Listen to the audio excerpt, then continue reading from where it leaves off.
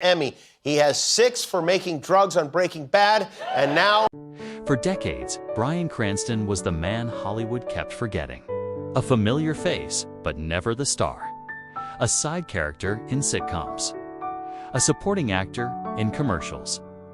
An entertainer people recognized, but never truly saw. And then, seemingly overnight, he became Walter White, the most terrifying, complex, and brilliant character television had ever created. A transformation so shocking, so unthinkable, that it shook the entire industry. How did a man in his 40s, broke, ignored, underestimated, become the actor who redefined modern storytelling? How did a struggling performer, shaped by abandonment, loneliness, and decades of rejection, rise to create a character studied in universities and worshipped across the world? This is the untold story of Bryan Cranston. A story of wounds that never healed. A career that almost never happened. And a rise to greatness as unexpected and explosive as Walter White himself. Bryan Cranston was born in 1956 in Los Angeles, into a family that looked successful from the outside, but was quietly falling apart. His father, Joe Cranston, was an actor, ambitious, charismatic, but trapped in the brutal cycle of Hollywood rejection.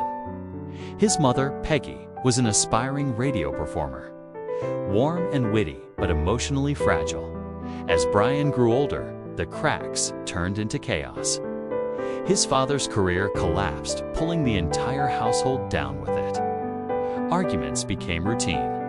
Bills piled up.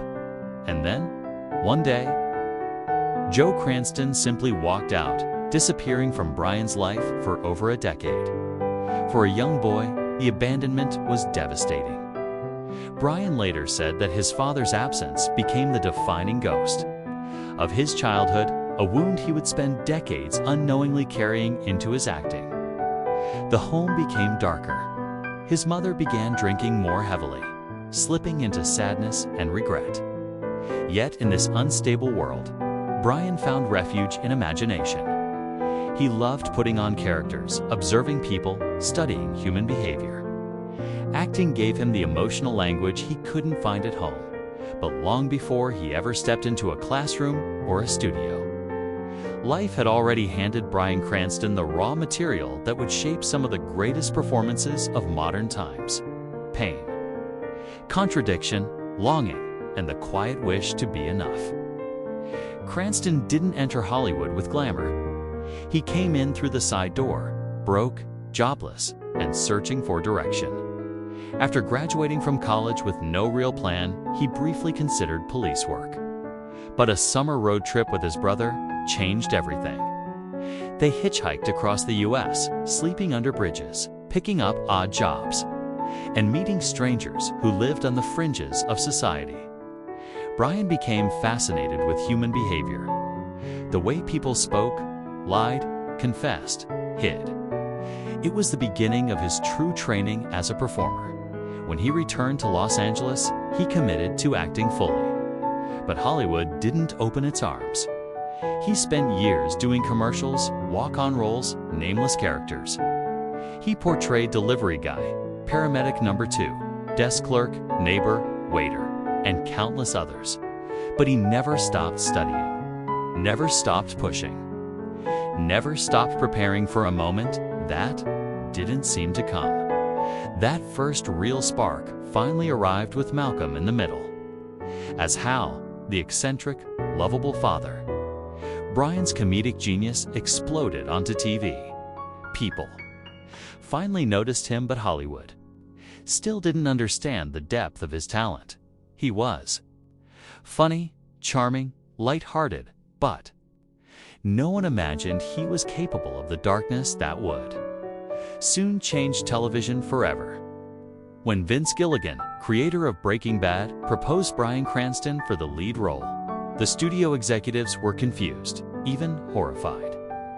The guy from Malcolm in the Middle, the goofy dad. Absolutely not. But Gilligan had seen something others hadn't. Years earlier, Cranston guest starred on The X-Files, playing a desperate, violent man with a broken heart. In that performance, Gilligan saw the perfect Walter White, a fragile, decent man who could slowly become monstrous. Against all odds, Cranston got the part. What happened afterward was a cultural detonation. Breaking Bad wasn't just a TV show, it became a global phenomenon. And at its center was Bryan Cranston, delivering a performance so detailed, so terrifying, so heartbreakingly human that critics called it the single greatest acting achievement in television history. His transformation voice, posture, psychology, rage became a masterclass in character evolution. Walter White wasn't played. He was inhabited. The world watched a timid chemistry teacher morph into Heisenberg, the cold, calculating mastermind. Awards poured in for Primetime Emmys for Best Actor, Golden Globe Screen, Actors Guild Awards, and his name carved permanently into pop culture. Cranston became Hollywood royalty. Directors sought him out. He starred in Argo, Trumbo, Godzilla, Your Honor, and even returned triumphantly to Broadway. But behind the triumph, a darker truth lingered.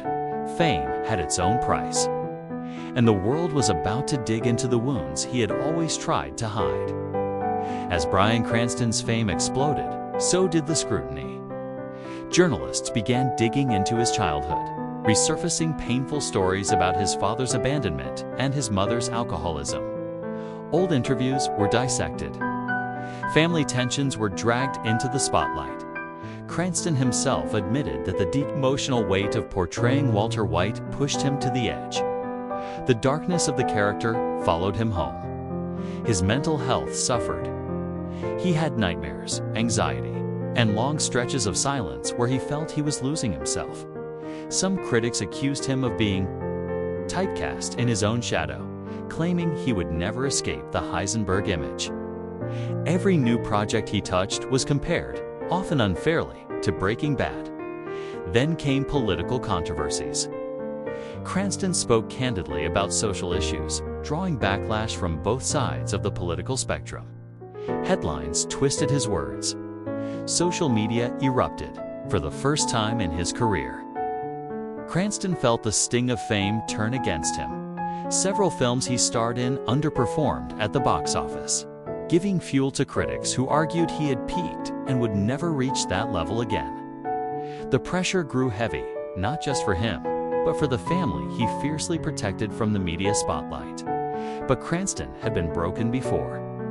He had survived loneliness, rejection, and decades of being invisible. He knew exactly how to rebuild. Instead of running from the shadow of Walter White, Cranston did something unexpected.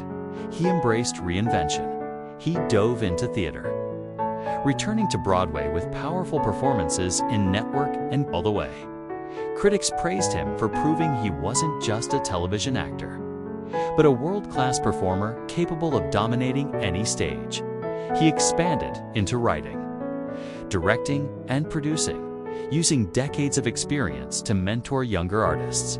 Cranston's memoir, A Life in Parts, became a bestseller, raw, honest, and deeply moving, off-screen.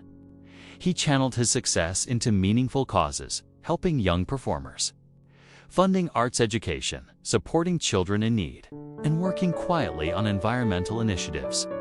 Most importantly, he cultivated a new identity, one rooted not in Walter White's ruthlessness, but in humility and craftsmanship. Cranston became the symbol of something Hollywood rarely sees, a performer who rose to greatness without losing his humanity.